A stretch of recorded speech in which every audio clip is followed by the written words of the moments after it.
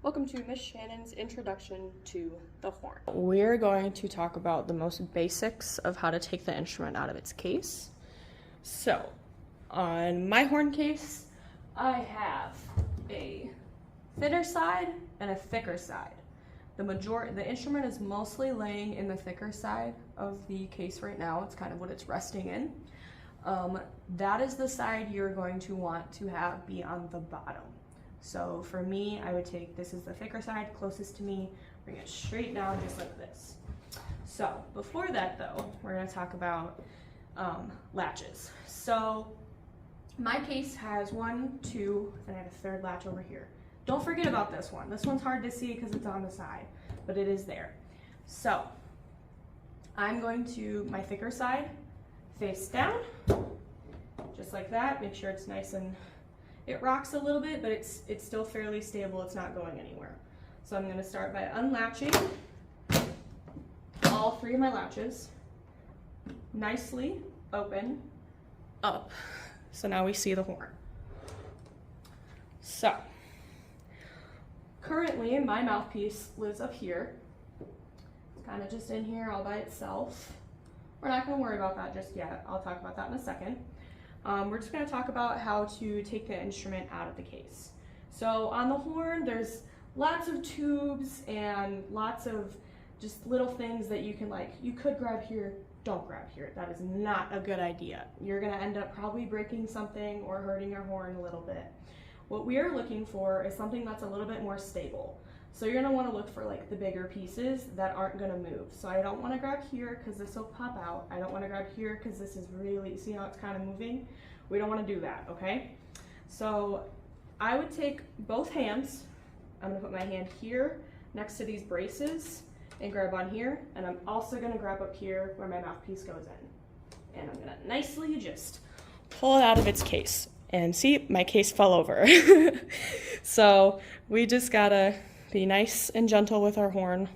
Always grab it where there's more stable parts. So usually the bigger ring of tubes that goes through is where I would recommend grabbing it. Okay, and then with one hand, I'm gonna brace the horn nice and tight. I'll usually hold it up here just because there's a lot to grab on here. And then we're gonna grab our mouthpiece. And from there, we'll talk about buzzing in a second, but I'm just going to show you how to put the mouthpiece into the lead pipe. So you have your mouthpiece, the little, this is where your mouth goes, and then you have the shank part. And you're just going to nicely, here's the lead pipe, you're going to set it in nicely. You don't want to force it in there. A nice little, I would call it a quarter turn. Just a little walk, and it's in there. And if you can't get your mouthpiece out, I would just twist while you're going out. But to go in, twist, we're good. It's not really going anywhere. Now that we have our horn nice and put together, we're going to talk about how to sit. So I have my wonderful chair here, nice and flat, everything on the ground, not really wobbling, which is good. I'm going to show you some improper ways to sit with the horn first. So, I'm not going to sit like this and try to play. I'm not going to sit with my legs crossed and all slouchy like this. No.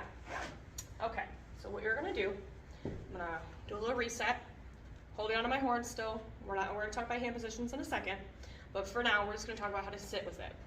So, I'm going to hold up my horn and that little brace area. I got my hand in the bell just in case.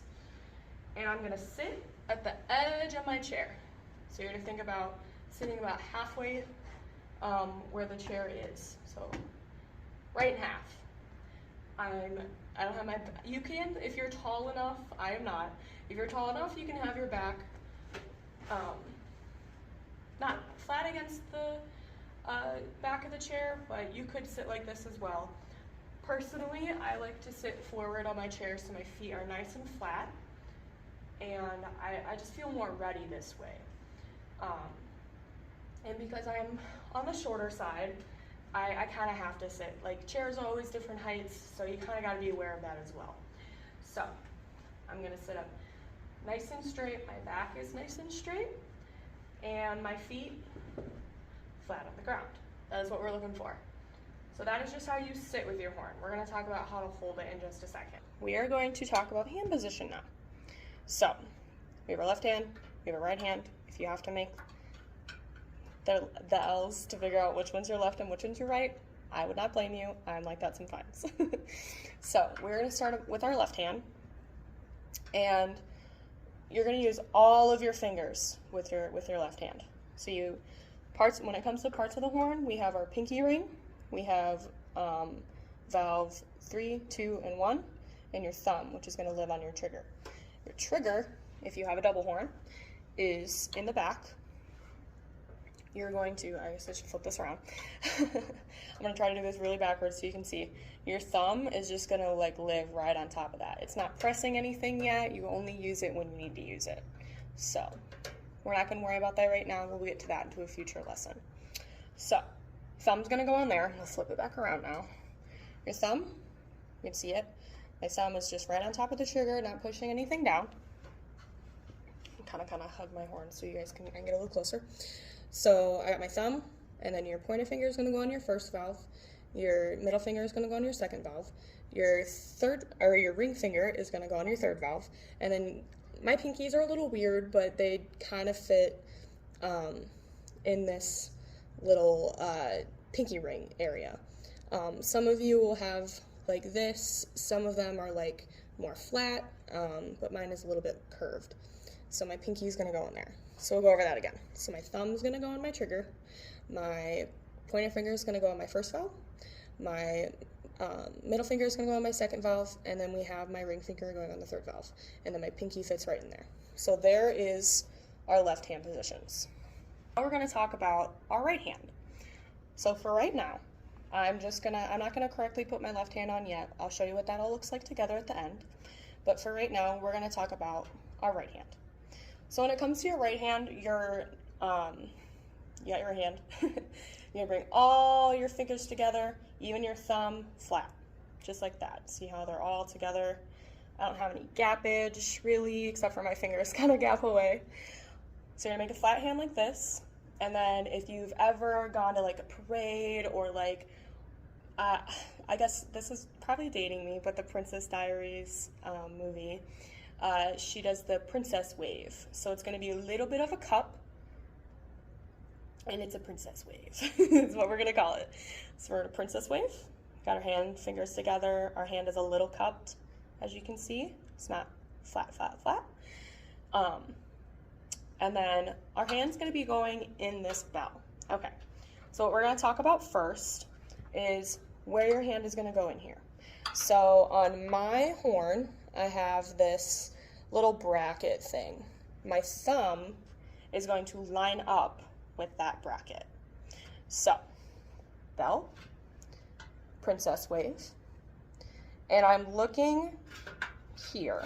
Think of this as 12 o'clock. You're going to want to be in the general vicinity of 12 to 1 or 12 to 11. So 11, 12, 1. Think of a clock. Your thumb is going to be generally in that area. So, got my princess wave going, a little bit of a cup. We're going to go straight in like this. And see how there's room on each side of my hand? That's how it should be. You got to have that room so the sound has somewhere to escape. So if we go flat like this, it's going to be a really funny noise. And I'll show you what that sounds like when we get to that. So, again, we have our princess wave. We're looking for that 12 o'clock. We're going to fit our hand in that bell, and I have my room on each side. You're going to cover a little bit more with your hand facing your body because of how your body contorts, but you are going to have a little bit of room on each side. My hand's just nice in there, nice and snug, nothing crazy. So we're going to combine, twist this over a little bit, there we go. We're going to combine the two now. So we have our left hand, we have our pinky in the pinky ring. We have valve 1, 2, and 3, pinky, and then our thumb on trigger. I'm gonna hold it like this. Kind of see how nice and stable that is? It's not really going anywhere. It's a little awkward right now because it's heavier on one side, but you'll get used to that once when you get your hand in here. So we have our hand flat, princess wave, 12 o'clock, between 11 and 1, but 12 o'clock position, lining up with my bracket, that's right there. And I'm gonna show you how to stand. Same idea, you're gonna wanna have good posture if you are planning on like standing and practicing. Majority of the time I will be standing. I like standing. Makes me feel a little bit more grounded, but that's another story. So we have our hand in there. So when we bring, you never want to bring yourself down to the horn. I'm not going to play the horn like this. That's not what we're looking for, okay? Bring your instrument to you always. That's how it should be with any instrument. Bring yourself to the instrument, not the instrument, or bring the instrument to you, not you to the instrument. There you go, words. So, I have all my fingers, got my princess wave in my bell right now, and I'm gonna back up a little bit so I don't hit the piano next to me. So I'm not gonna go down like this. I'm gonna bring it up, and this elbow is gonna be up a little bit farther. Your back, you're not gonna be all like, you're not gonna have some chicken wings going on with your right hand. It should just be nice and relaxed. Same with your shoulders, nice and relaxed. And bring the instrument up to you and be ready to play. So now we're gonna touch on how to create the embouchure that you need to play the horn. So I have my mouthpiece. For now, I'm gonna set it on the table next to me. We're not gonna worry about that. So when you think about your lips, I'm gonna make a really bad lip drawing. We're gonna,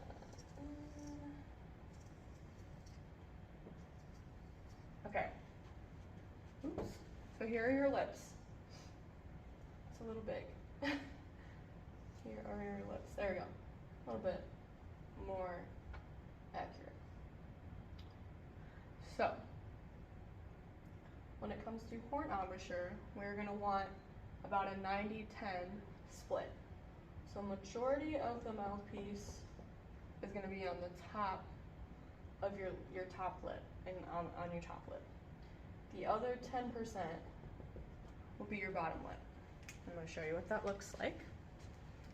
I'm gonna grab my mouthpiece and my lip, mostly on my top lip, not as much on my bottom lip. Now that we know where the mouthpiece is going to rest on your lips, we're going to talk about the shape of how your mouth should be. So we're gonna say the word ooh. Ooh, and you see how I have a little bit of like, it's become less open on my sides. Ooh, and more tight in the middle. That is what we're looking for. So, we're going to, again, put that mouthpiece. And before I touch it to my lips, I'm going to think about ooh. I'm going to go ooh, and then I'm going to put my lips ooh, like that. I have my 90 and I have my 10. So ooh, and there we are. So when it comes to buzzing,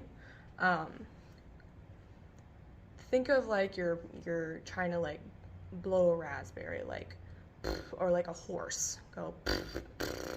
I'm really bad at it, but think like, oh, I'm trying to imitate a horse, like them chuffing. That's kind of the idea with buzzing. It's very similar. So we're gonna say ooh, ooh, and you're gonna try to do both the ooh and the at the same time. So we're looking for, see how I kind of made a buzzing noise, kind of like a bee? That's what we're looking for. So I'm gonna again, ooh, put my mouthpiece. Kind of sounds like a dying animal, but that's okay. We all sound like that when we start on our instruments. So I'm gonna do that one more time. So we're gonna ooh, mouthpiece, and go. See how my corners aren't like super tight, but like they're still like kind of, the muscles are there.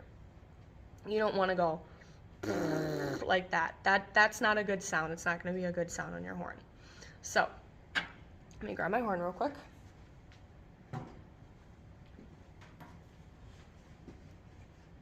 Do a little princess wave.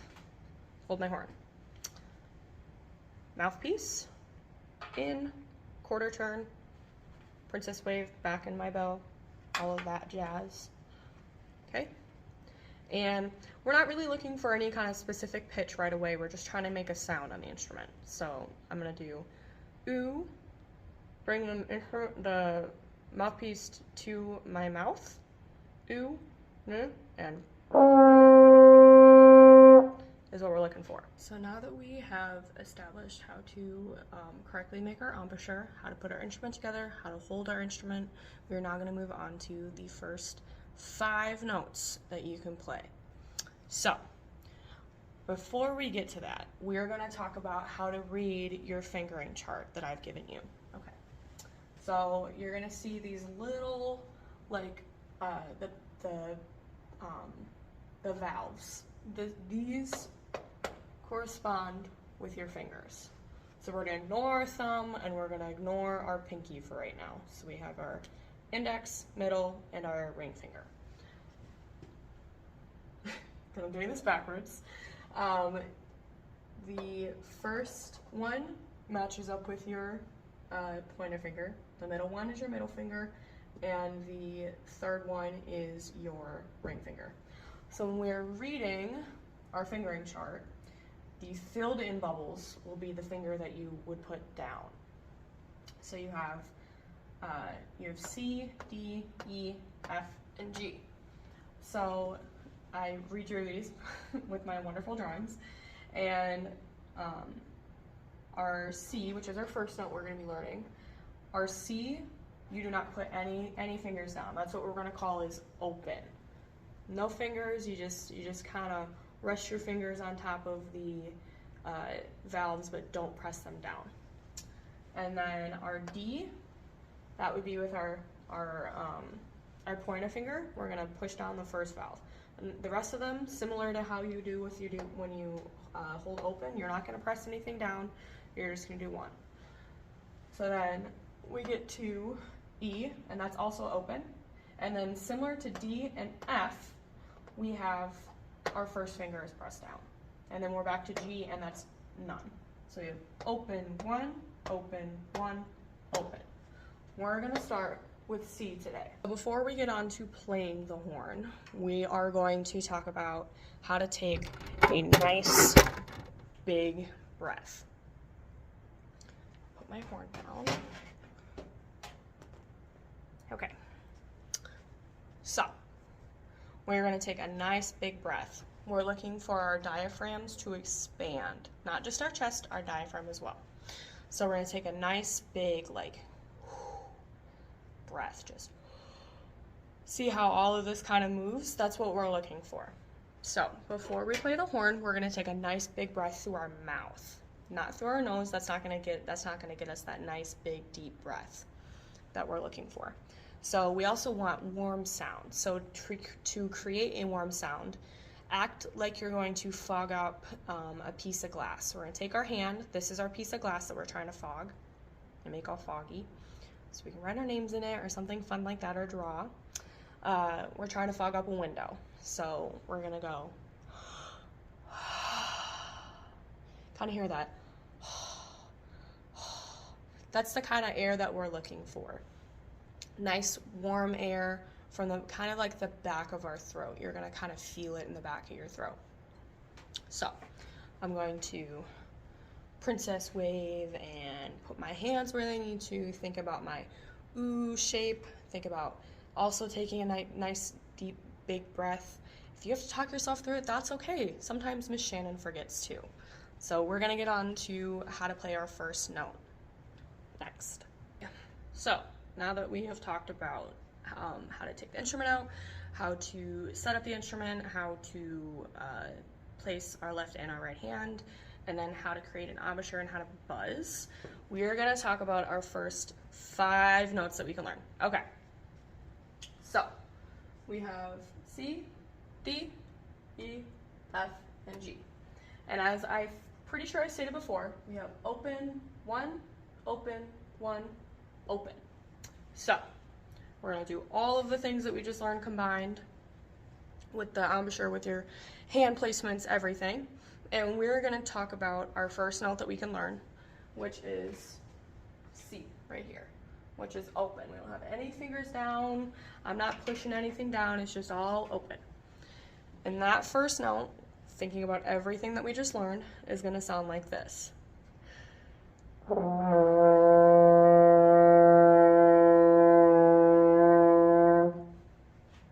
So, now that we have that down, we can move on to our other ones. So we're going to start at that home base of C, and I'm going to go open 1, open 1, open. And that's the rest of those notes. So what we need to think about is the shape of the air and how fast that it's moving. And the shape of the air means like how you shape the air in your mouth, and put it through your horn. So when it comes to that, you're going to do a little bit faster air as you go up the scale, partial scale, first 5 notes. So we're going to start on that C. See, and I'm not good at starting on the C either. That's okay. We all have our problems at first. We will overcome them. It does not define you. So there's my C.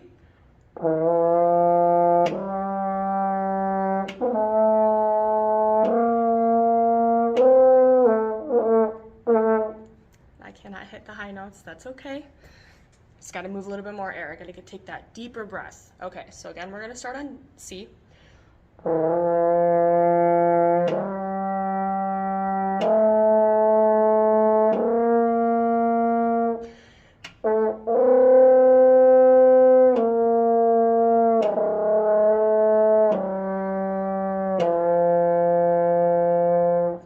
So we learned part of our C major scale. We did C, D, E, F, and G, and then I went back down. So I did G, F, E, D, and C. So these are our first 5 notes that we're going to start with for the next couple weeks. We might go a little bit higher, might go a little bit lower, but we'll get there. Thank you, and I hope you enjoyed today's video.